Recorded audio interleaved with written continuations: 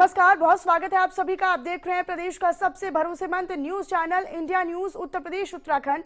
मैं हूं आपके साथ मनीषा शर्मा और बड़ी बहस में आज चर्चा होगी यूपी के वीवीआईपी सीट को लेकर। दरअसल लोकसभा चुनाव के लिए चुनाव आयोग ने तारीखों का ऐलान कर दिया है। इस बार लोकसभा चुनाव 7 फेजेस में 7 चरणों में करवाए जाएंगे।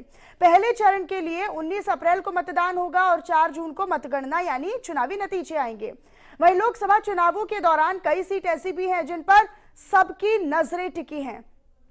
जैसे प्रधानमंत्री नरेंद्र मोदी की वाराणसी से चुनाव लड़ रहे हैं, तो वहीं कांग्रेस नेता राहुल गांधी वायनाड से चुनावी समर में उतरे हैं।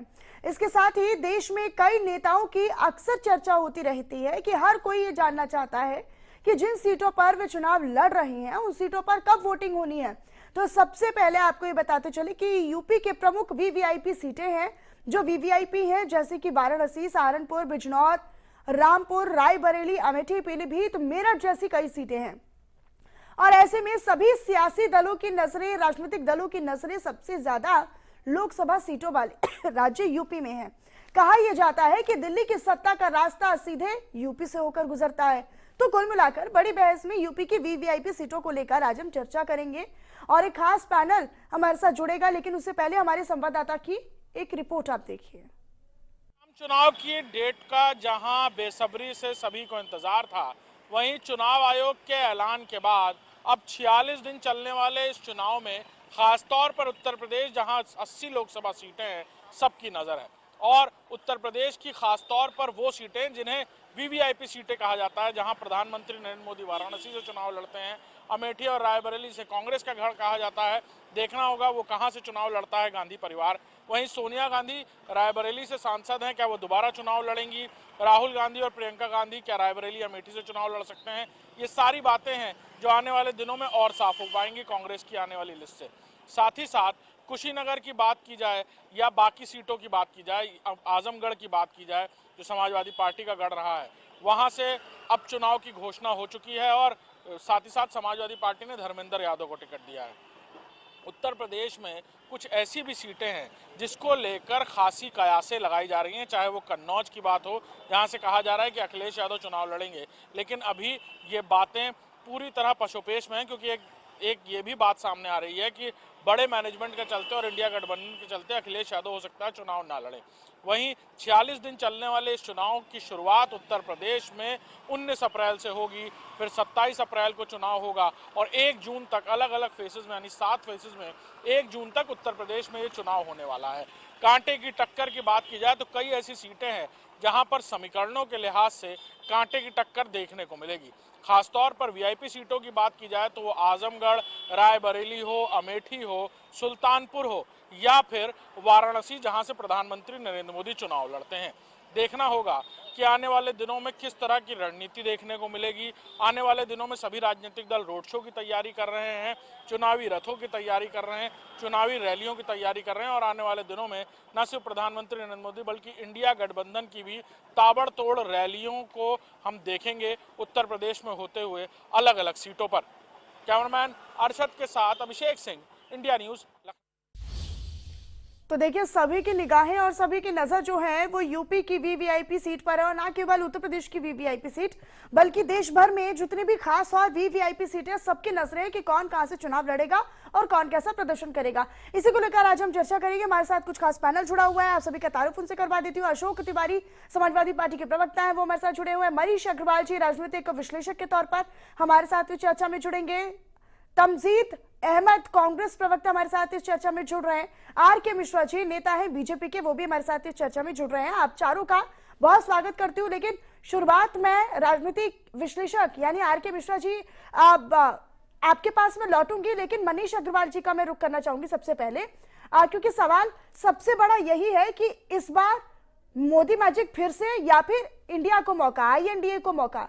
लेकिन दूसरी तरफ यह भी कहा जा रहा है कि बीजेपी की साफ रणनीति है, एक एक कर आकलन किया गया और फिर उम्मीदवारों के नाम यहां पर घोषित कर दिए गए। लेकिन कई ऐसी वीआईपी सीटें हैं जहां पर विपक्ष का एक भी उम्मीदवार अभी तक उतारा नहीं गया है। किस तरीके से देख रहे हैं मनीष जी?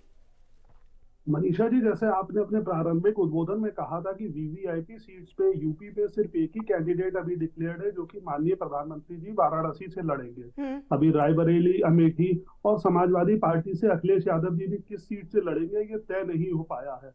तो यही चुनाव की तैयारियां विपक्ष की लगती है कि जैसे आपने बताया था कि दिल्ली का रास्ता यूपी से ही जाता है, इसलिए माननीय प्रधानमंत्री जी ने गुजरात से आके यूपी से चुनाव लड़ा, वाराणसी से चुनाव लड़ा, जबकि बीजेपी की उस समय स्थिति यूपी में बहुत अच्छी नहीं थी। कुल लोकसभा में 10 सीटें थी, लेकिन उन्होंने इस दायित्व को उठाया और इसको बखूबी निभाया और उसके बाद 2 बार पूर्ण बहुमत की सरकार आई।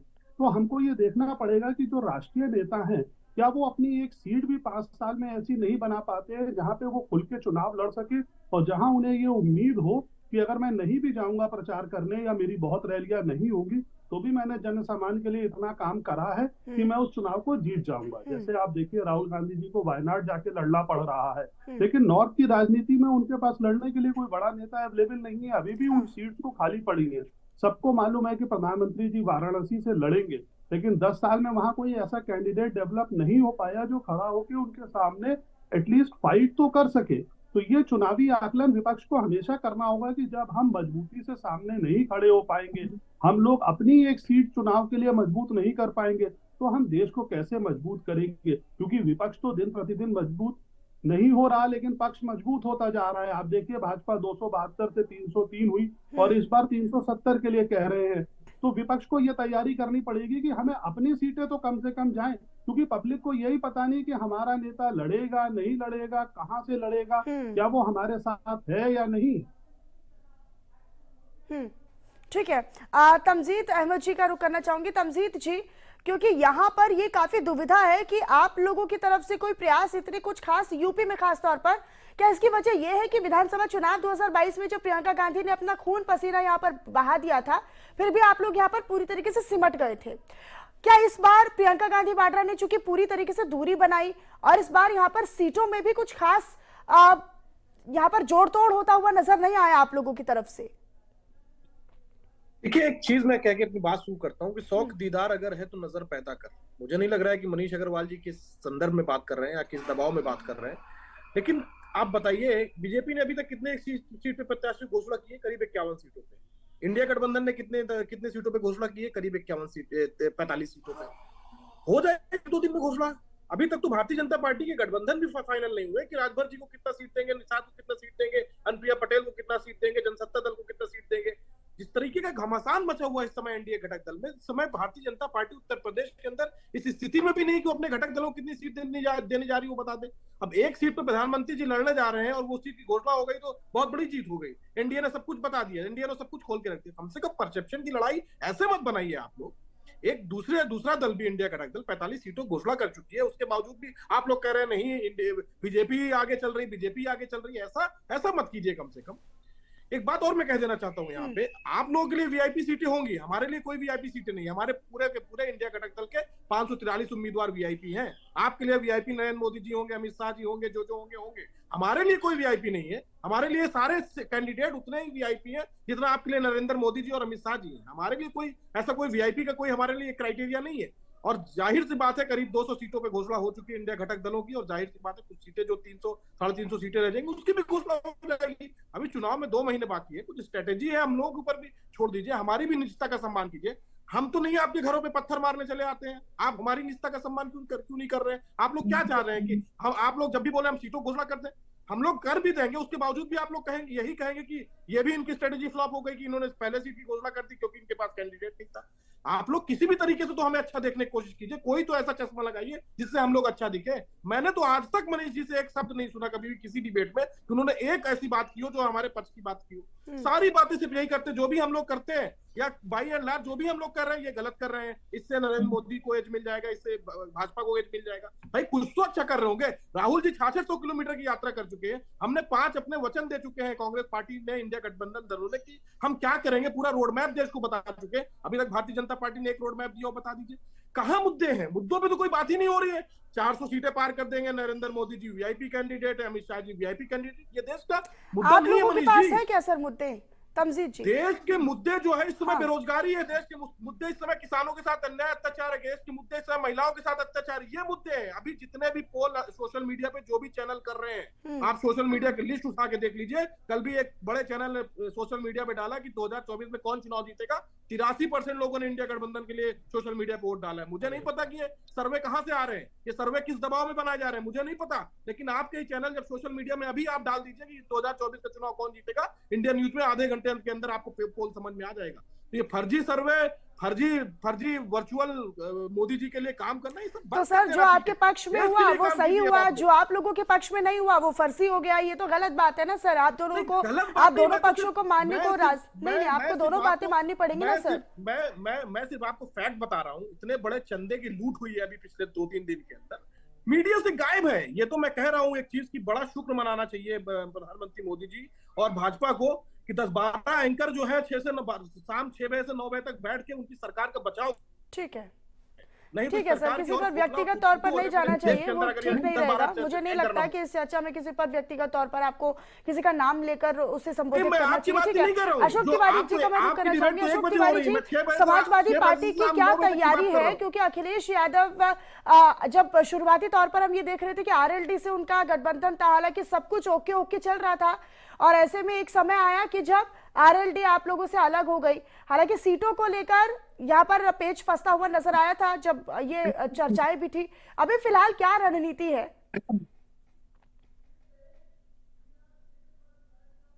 अशोक तिवारी जी। जी जी जी जी, सवाल पूछना है क्या? जी, स्पष्ट रूप से कहना चाहूंगा कि जो आप आरएलडी की बात कर रही हैं या किसी भी दल की बात कर रही हैं, भारतीय जनता पार्टी पूरी तरह से पूरे देश में, उत्तर प्रदेश में तो है ही, पूरे देश में बैकफुट पर है। क्यों बैकफुट पर है?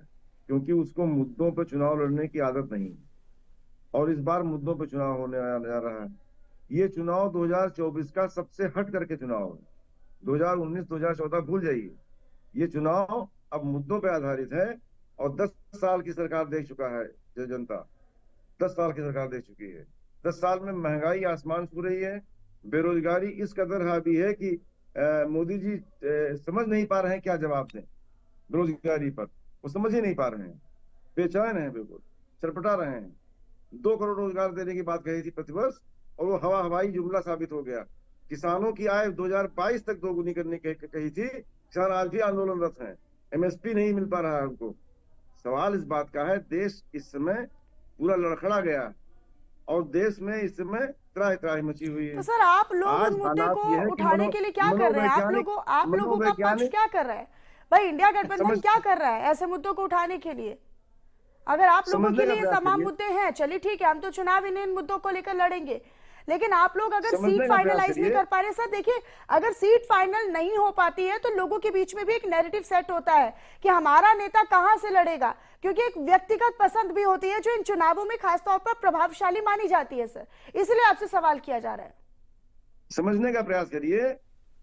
2024 में 400 पार का नारा दे रहे हैं, मनोवैज्ञानिक दबाव बनाना चाहते हैं, जबकि हवाई है, स्थिति संभल नहीं रही है, और जोड़ तोड़ भी काम नहीं आ रहा है। सबसे बड़ी बात यह है, अभी 10 दिन से जो चल रहा है, सुप्रीम कोर्ट ने इनकी पोल खोल कर रख दिया है। सुप्रीम कोर्ट ने इनको भ्रष्टाचार में आकंठ डूबा हुआ दिखा दिया है। आज में तमाम ऐसे उदाहरण है इलेक्टोरल बॉन्ड के, कि जो है उधर ईडी का रेड करते हैं, उधर जो है जो चंदा आ जाता है, उधर गिरफ्तारी करते हैं एमडी की, उधर चंदा आ जाता है। हालात यह है कि उधर जो है चंदा आता है, उधर उनको काम मिल जाता है। सवाल इस बात का है, ये सब सारी चीजें देश की जनता देख रही है। इस समय ये कहते थे कि भारतीय जनता पार्टी अलग हट करके पार्टी है, Bharatiya Janata party something else है, लेकिन भारतीय जनता पार्टी भ्रष्टाचार में डूबी हुई है। जनता ने देख लिया है। अब तो हवा पोल पट्टी से खुल गई इनकी, पोल पट्टी खुल गई इनकी। अब ये भ्रष्टाचार में डूबी हुई सबसे बड़ी पार्टी है।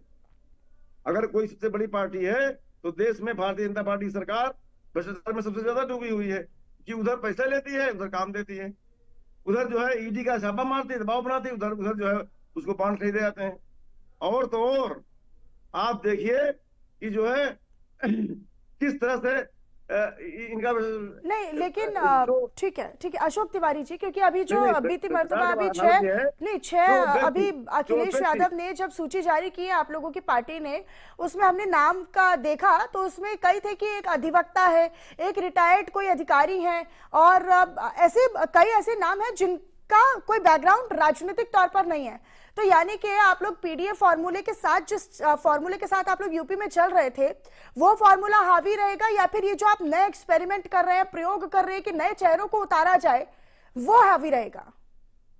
अरे बिल्कुल स्पष्ट है। हमारे राष्ट्रीय अध्यक्ष माननीय रिजर्व ने जो भी लिस्ट जारी की है, वो लिस्ट ये देश की जनता की मांग पे जारी की। जनता की मांग जिस तरह से है, जनता जिस तरह चाहती है, उस तरह से लिस्ट जारी की गई है, और उसमें सभी वर्गों का ध्यान रखा गया है, सभी वर्गों का ध्यान रखा गया है। इसमें ऐसी लिस्ट जारी नहीं की गई है, और लिस्ट बराबर जारी हो रही है, बराबर लिस्ट आ रही है और आती जा रही है। अभी इतना लंबा 7 चरणों का चुनाव घोषित किया है, 7 चरणों का चुनाव, इतना भारी भरकम चुनाव इस तरह से किया है क्योंकि ये इनकी हालत खराब है, चरमराई हुई हालत है। ये समय चाहते सर, ये चुनाव आयोग ने किया है सर, चुनाव आयोग का फैसला है, चुनाव आयोग की प्रेस कॉन्फ्रेंस थी, 5 चरण में ये बीजेपी की प्रेस कॉन्फ्रेंस नहीं थी सर। आप हर चीज को एक विपक्ष, नहीं सर, विपक्ष में है आप, मैं मानती हूँ, लेकिन हर एक चीज को आप राजनीति से नहीं जोड़ सकते ना सर। चुनाव आयोग ना कांग्रेस का है, ना इंडिया का है, ना बीजेपी का है, वो अपना स्वतंत्र है और वो अपनी स्वतंत्रता के साथ काम करता है। ठीक है, आर के मिश्रा जी के पास में आना चाहूंगी। आर के मिश्रा जी, यूपी में खास तौर पर बात करें या फिर रायबरेली जैसी सीट की बात करें, अमेठी की बात करें, जो कभी कांग्रेस का गढ़ हुआ करता था, लेकिन हमने 2 चुनाव में देखा, आम चुनाव में देखा है कि यहाँ पर से पूरी तरीके से सुपड़ा साफ कांग्रेस का करते हुए आप लोग नजर आए हैं। इस बार भी वही मिशन है, इस बार भी वही चुनौती है जो आप देने जा रहे हैं विपक्ष को? देखिए मनीषा, यहाँ पर जो आपका विषय था वो विषय से तो भटक गया। अब दिक्कत यहाँ पर ये है, जो कि कांग्रेस हो या सपा हो, इनके नेता को विषय सामने दे दीजिए, क्योंकि डिबेट में आना इनकी मजबूरी है, और इसके बाद इनके पास कोई मुद्दे नहीं है। अभी अगर अशोक जी को पूछूं अगर मैं, जो पिछले महीने में खुदरा महंगाई दर कितना था ये बता नहीं पाएंगे। यहाँ पर कांग्रेस के प्रवक्ता बैठे हुए हैं, पिछले महीने में क्या खुदरा महंगाई दर था कुछ पता नहीं है इनको, लेकिन इनका परसेप्शन बेहतर होना चाहिए। महंगाई है, आपके हिसाब से महंगाई है ही नहीं, आपके हिसाब से देश में महंगाई ही नहीं है, आप तो महंगाई मानते ही नहीं है। यही छटपटाहट है, यही छटपटाहट है आप लोगों में, गला फाड़ फाड़ कर महंगाई यही छटपटाहट है आप लोगों में, नहीं होने जा रहे हैं। यही छटपटाहट है। अशोक तिवारी जी, ये सही नहीं है सर, उनको अपनी बात पूरी कर लेने दीजिए, उसके बाद आप बोलिएगा ना, मैं आऊंगी काउंटर के साथ आपके पास। नहीं अशोक तिवारी जी, ये बिल्कुल सही नहीं है, सभ्य नहीं है सर। उन्हें अपनी बात पूरी कर लेने दीजिए, उसके बाद मैं काउंटर लूंगी आपसे। आर के मिश्रा जी, अपनी बात आप पूरी कीजिए। इनको हाथ डाल दिया, अब ये छटपटाएंगे ऐसे ही, ये तिलमिलाएंगे, दूसरे को बोलने नहीं महंगाई चाहिए। नहीं ना, अपने समय में बोल दिया इन्होंने, आपका कहना है कि अपने महंगाई समय में बोल दिया, चुप रहिए। आपका कहना है कि महंगाई देश में नहीं है, चुप रहिए, अपने टाइम में बोलिए। ये क्या तरीका हुआ डिबेट का? महंगाई हर जगह घुसेंगे क्या? महंगाई ही नहीं है। आप बताइए ना हमें, पिछले महीने में क्या खुदरा महंगाई दर था, बता पाएंगे? क्या खुदरा करते हो? अशोक तिवारी जी, महंगाई का मुद्दा नहीं है सर, ये महंगाई का मुद्दा नहीं है, ये कौन हावी होगा, किसकी कितनी तैयारी है, वीआईपी सीट्स को लेकर क्या तैयारी है, आप लोगों का गढ़ जो कहा जाता था वो आप लोगों से छिन रहा है सर, तो उसको लेकर हम चर्चा कर रहे हैं। ये महंगाई का, भ्रष्टाचार का मुद्दा नहीं है। इलेक्टोरल बॉन्ड्स, उसकी जांच होगी, अगर कुछ खामी पाई जाएगी तो दोषियों को सजा मिलेगी। फिलहाल उसका एक डाटा पब्लिश्ड है, आप उसको जाकर अच्छे से पढ़िए, वो ज्यादा बेहतर होगा, बचाए इसकी किस चर्चा में उसको इंक्लूड किया जाए। आर के मिश्रा जी, बात पूरी कीजिए अपनी। मनीषा देखिए, यहाँ पर बात ये है जो कि 80 जो संसदीय क्षेत्र है वहां पे उत्तर प्रदेश के अंदर में बहुत बड़ा सूबा है। निश्चित तौर पर हमारे लिए जो चुनौती, आप चुनाव में जब जाते हैं तो चुनौतियां तो होती है, इसमें कहीं कोई दो मत नहीं है, लेकिन उन चुनौतियों का कैसे बेहतर तरीके से सामना करें। आपने देखा होगा जो कि 80 जो संसदीय क्षेत्र हैं उसको 20 क्लस्टर में बांटा गया है। ये संगठन का रूप होता है। ये जो यहाँ पर प्रवक्ता बैठे हुए हैं ना, इनको पता ही नहीं है जो क्लस्टर क्या होता है। 20 क्लस्टर में बांटा गया है और एक क्लस्टर के अंदर में 4 संसदीय क्षेत्र आते हैं। अब इसके अंदर में चाहे वो अयोध्या हो, चाहे आप वाराणसी की बात कर लें, चाहे अमेठी की बात कर लें, हर वो क्षेत्र है जिसमें हमारे योगी जी, प्रधानमंत्री जी, अमित शाह जी, राजनाथ सिंह जी, हर एक ऐसे जो हमारे नेता हैं, कार्यकर्ता हैं, उनका रैली भी होगा। निश्चित तौर पर संगठन के अंदर में जो जिम्मेदारियां उनको दी गई है, निश्चित तौर पर हम अपनी योजनाओं को लेकर के जनता के सामने जाएंगे। जनता फिर हमें आशीर्वाद देगी या क्या करेगी, ये जनता के ऊपर छोड़ देना चाहिए। लेकिन कम से कम सरकार की जो उपलब्धियां हैं उसको भी तो कम से कम गिनाइए। ये रटे रटाए तोते की तरह बोलते रहते हैं, इनको पता होता है कुछ नहीं है, क्योंकि इनको परसेप्शन चाहिए।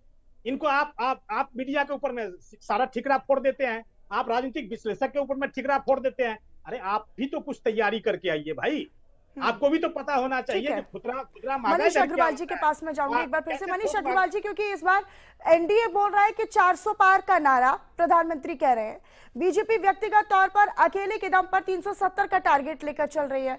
उन्होंने हर बूथ पर 370 बूथ बढ़ाने का एक लक्ष्य भी दिया था, सभी देशवासियों से उन्होंने अपील भी की थी, और यही एक कनेक्टिविटी है और एक ये भावनात्मक तौर पर लोगों से जुड़ भी जाते हैं। इससे इतर रायबरेली की सीट ले लीजिए, क्योंकि अमेठी की सीट ले लीजिए, ये ऐसी कुछ सीटें हैं, समाजवादी पार्टी की रामपुर की सीट ले लीजिए, आजमगढ़ की सीट ले लीजिए, मैनपुरी की सीट ले लीजिए, वो क्षेत्र हैं जो इंडिया गठबंधन के इन सहयोगी दलों के गढ़ माने जाते थे। क्या इनमें इस बार सेंध लगती हुई दिखाई देगी? देखिए मनीषा जी, दोनों विपक्ष के जो प्रवक्ता बैठे हैं, इनका राष्ट्रीय नेतृत्व या इनका शीर्ष नेतृत्व यूपी में एक लोकसभा की कॉन्स्टिट्यूएंसी अभी तक चूज नहीं कर पाया है जिससे वो चुनाव लड़ेंगे। फिर ये कहते हैं मीडिया गलत है या विश्लेषक गलत है या जो भी है, वो इनका कहने का अपना परव्यू है। लेकिन जैसी आपकी डिबेट का टॉपिक था कि क्या इन नेताओं के पास कोई एक ऐसी सीट नहीं है कि ये जनता में जाके फेस कर सके और अपनी नीतियों को बता सके, जो इनके प्रवक्ता बता रहे हैं जो सरकार में गलत हो रहा है। ये बोलने के लिए किसी नेता को चुनाव में आके बताना तो पड़ेगा, लेकिन अगर यहाँ गलत हो रहा है और वो जाके केरल में बताएंगे या यहाँ वाले नेता ये कहेंगे कि हम कोई सेफ सीट ढूंढ रहे हैं या हमारे पास बड़ा दायित्व है, हम चुनाव नहीं लड़ेंगे, हम चुनाव लड़वाएंगे, तो ये चीजें भी जनता तक पहुंचती हैं। उन्हें दिखता है कि जिस कैंडिडेट को वो चूज कर रहे हैं, जिसके पास प्राइम मिनिस्टर की एस्पिरेशंस है कि मैं बनना चाहता हूं, जो लोग इतने बड़े देश का नेतृत्व करना चाहते हैं, जिनके पास 80 में से 1 सीट है, 3 सीट है, अगर वो फिर भी चुनाव नहीं लड़ना चाहते, जनता के बीच में नहीं जाना चाहते, सिर्फ नीतियों का विरोध करना चाहते हैं, तो अब वो समय नहीं है जो नीतियों के विरोध से चुनाव जीता या हारा जा सकता है। मैं आपको भाजपा की सीट का थोड़ा सा आकलन बताता हूँ। 303 सीट पे वो जीते हैं, 72 सीट पे वो सेकंड है, इसलिए उन्होंने 370 का नारा दिया है। इनको भी ऐसा कोई आकलन लेके आना चाहिए कि हम किन सीटों पे लड़ेंगे, कैसे नहीं लड़ेंगे। आप 80 में से 3 और 1 सीट जीते हो, अपनी तरफ से कोई दावेदारी पेश करनी चाहिए विपक्ष को? जी मैम, अपनी तरफ से कोई दावेदारी पेश करनी चाहिए, कोई ऐसा सटीक आंकड़ा रखना चाहिए जिसके बाद एक नैरेटिव सेट हो सके लोगों के बीच में। देखिए मैम नैरेटिव क्या सेट हो रहा है कि जो सीट आप आजादी के समय से लड़ रहे थे वो सीटें भी आप छोड़ के जा रहे हो। नैरेटिव ये सेट हो रहा है कि जो मेन विपक्ष है यूपी का, विधानसभा में जो मेन विपक्ष है, उसके नेतृत्व के पास, उसके शीर्ष नेता के पास अभी एक सीट का कमिटमेंट नहीं है कि मैं किस सीट से चुनाव लड़ूंगा। मैं जनता को बताऊंगा, लेकिन कहां जाके बताऊंगा, तो ये उन्हें बताना पड़ेगा। और माननीय प्रधानमंत्री जी पूरे भारत में जाके अपनी उपलब्धियां बताएंगे। ये लोग सिर्फ एक प्रदेश में अपनी उपलब्धियां बताने की जगह नहीं ढूंढ पा रहे हैं कि हम तुम्हारे लिए क्या करेंगे, कैसा करेंगे। ये ठीक है, क्लोजिंग रिमार्क में ले लेती हूँ। ठीक है, क्लोजिंग रिमार्क में ले लेती हूँ। समाजवादी पार्टी के साथ शुरुआत करती हूँ। अशोक तिवारी जी, क्योंकि देखिए यहाँ पर अब चुनाव की तारीखों की घोषणा कर ली गई है, वक्त बेहद कम है, लेकिन अभी आप लोग ये कह रहे हैं कि ठीक है, आप कंपेयर कर रहे हैं कि क्या बीजेपी ने कर ली है क्या सारे उम्मीदवारों की घोषणा, या फिर हमसे आप सवाल किए जा रहे हैं। तो इस पर एक ओपन क्लोजिंग रिमार्क छोटा सा, उसके बाद वाइंड अप भी करना है। जी, स्पष्ट है कि इस समय चुनाव मुद्दों पर हो रहा है और मुद्दा आधारित चुनाव है, जबकि 7 चरणों में इन्होंने बहुत लंबा चौड़ा चुनाव रखा है, जिसमें बहुत लंबा समय है लेकिन मतलब धीरे धीरे चुनाव हो रहा है, कुछ सीटों का चुनाव हो रहा है और वो सीटें हमारे यहाँ डिक्लेयर की जा चुकी। हमारे यहाँ धीरे धीरे सीटों का आकलन सामने आंकड़ा आ रहा है। भाजपा ने भी अभी 51 सीटें ही डिक्लेयर करी उत्तर प्रदेश में। सवाल इस बात का है, सीटों का मैटर नहीं है, सवाल इस बात का है भाजपा किस तरह से बैकफुट पर है। सर सवाल आपसे किया जाता है, आप बीजेपी पर मूव कर जाते हैं। सर बीजेपी पर बात करने के लिए बीजेपी के प्रवक्ता हमारे साथ बैठे हुए हैं। सर आप लोगों से सवाल किया जाता है, आप अपनी बात किया कीजिए, ठीक है। मुझे माफी के साथ सर आपको रोकना पड़ेगा, मेरे पास समय का अभाव है, वरना मैं निश्चित तौर पर आपकी पूरी बात सुनती और उसका काउंटर भी लेती। बहरहाल बहुत शुक्रिया आप चारों खास मेहमानों का हमारे साथ इस चर्चा में जुड़ने के लिए। लेकिन सवाल यही है कि क्या एनडीए की क्योंकि बड़ी तैयारी है और इस बार पीडीए फॉर्मूले के साथ समाजवादी पार्टी उतरी, क्या कांग्रेस अपने गढ़ को बचा पाएगी? क्योंकि ये कहा जाता है कि भाई दिल्ली का रास्ता भी यूपी से होकर गुजरता है, इसमें कितना कारगर विपक्ष नजर आएगा, इंडिया गठबंधन कितना तैयार है? इसी सवाल के साथ इस चर्चा में इतना ही। आप खबरों के लिए बने रहिए हमारे साथ। नमस्कार।